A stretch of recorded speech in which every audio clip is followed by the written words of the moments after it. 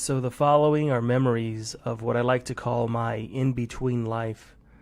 I'd like to share this knowledge with others who are interested in it. First off, I'd like to add that in this current life, I have a photographic memory that goes back all the way since my birth. I was asleep for many, many years in a dark place called the Void. Some people may refer to this as purgatory, but I don't really know if that's what it is. I just call it the Void. I was not dreaming. I was not conscious. Just drifting into a black space all alone. And then a beam of light woke me up saying, "The time has come for me to go down again." It was more like they imprinted this thought into my essence. At this point, things started to happen simultaneously as if I had split up, which is the best way to describe it. This can best be described also as a big bureaucracy. I had to go to this place to get the green light to progress into the reincarnation circle.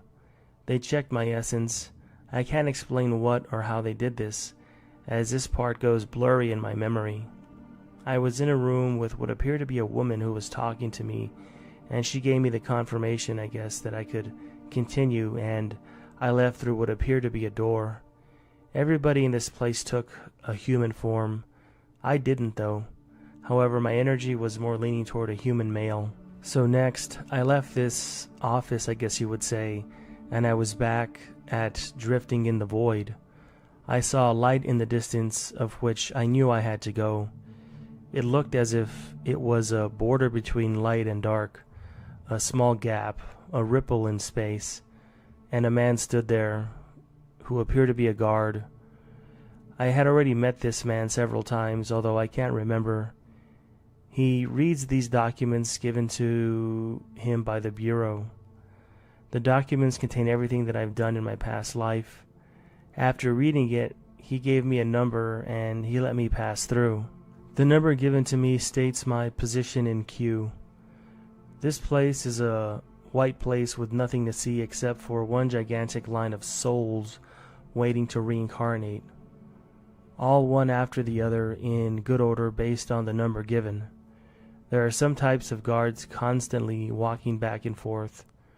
Most are in human form, as mentioned earlier. I had no need to talk to any of them. Talking goes by thought, though, and not by the spoken word. I saw some spirits that were in human form that were eating and drinking, and so I asked this being in front of me, what about these people doing this? And he replied that some souls are so accustomed to their human form that they still feel the need to eat and drink, which of course is not necessary for more advanced souls. So next, at the front of the line is a gigantic golden gate, with guards doing the final check. This is the last time you can say whether or not you want to continue. There was turmoil because of a human form not wanting to reincarnate into the life given to him. The guards asked if somebody wants to take his place. People who take someone's place are given lots of respect because if this doesn't happen, then a human life may not be born. And this is very important, so I volunteered. Next, they took me out of line and brought me forth to the gate. The guard showed me where I would reincarnate, which family, and how I'd look, and some of the ups and downs. I accepted, and they let me pass through. After I got past the gate, I saw there were 12 portals. There are only humans that go through portals 5, 6, 7, and 8. I went through portal 7. Before going through, however, I had to meet up with about 12 other human forms, and they were talking about different things. I had no interest in this conversation, or this communication, I should say. They were deciding who was going to go first, second, etc. I went through in the third place. All these human forms already knew each other, but I didn't know any of them. The guards placed me into this portal, which I can describe as some sort of a plasma bubble, and they powered the portal up, and I got sucked into a tunnel, and I see a light at the end of the tunnel. I hear sound, and I'm born, and now I am a human baby.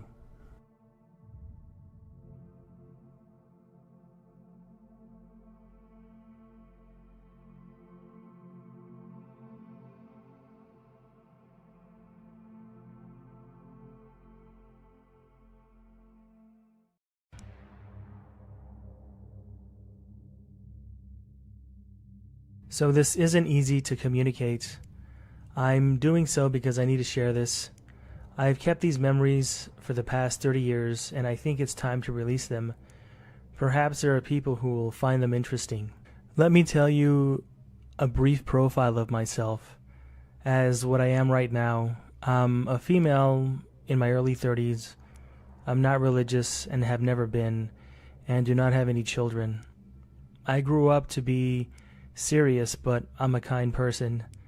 These memories I have started at my earliest that I could remember, before I could talk, or perhaps before the age of 2. Maybe even before then, but I can't remember.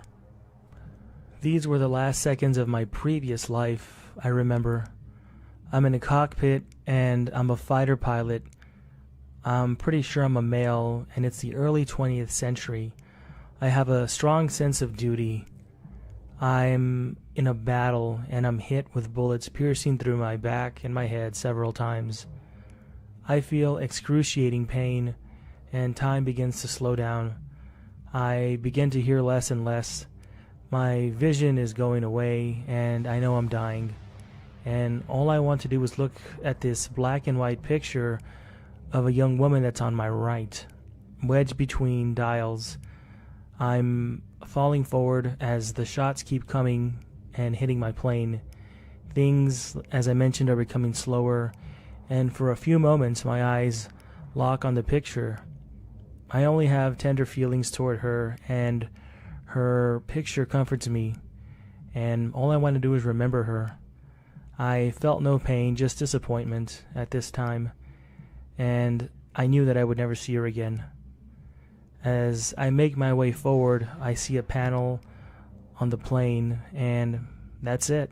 Now, when it comes to the next part of what I'm going to tell you, I only have pieces of everything, so bear with me. I'm not on the earth. It's dark.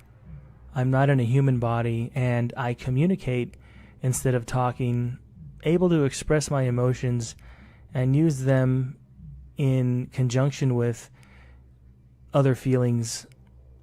Something appears in front of me, and I'm curious but not scared. Whatever this thing is, it's trying to calm me down because of my death. I'd been recovering from trauma, but my mind, or how I was feeling, was still flashing back to the pain. And all I can think about is that I abandoned that girl in that picture, and that somehow she was relying on me. After the communication with this being, or whatever it was, I'm feeling better, and I feel a need to see this girl again. However, this being is now across from me and tells me that it's going to be a long time, and if I were to return, she would be about 70 years old, and I might not be able to contact her in time. I don't know how that could be, but that's what I was told. At this point, I hit anger and desperation, and I start screaming telepathically why there was no way for me to see her. Also, I have a hard time describing the kind of place that I'm in. It's not heaven or hell, I don't think, and I guess maybe some people would call it purgatory. Anyways, I'm told that if I go see her, the only thing that I can do is see her later on in her life, somewhere between 70 and 100 years old, and she might be dead. I don't know why this is, and why I'm being told this. I've not read this in other types of near-death experience accounts, but that's what I was told. And I just keep getting angrier and angrier in this state, and I keep arguing emotionally with this being.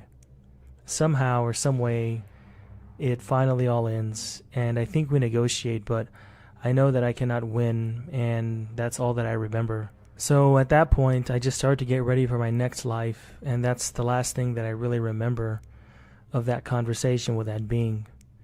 And I guess at some point we're both pleased, and we just decide to move elsewhere.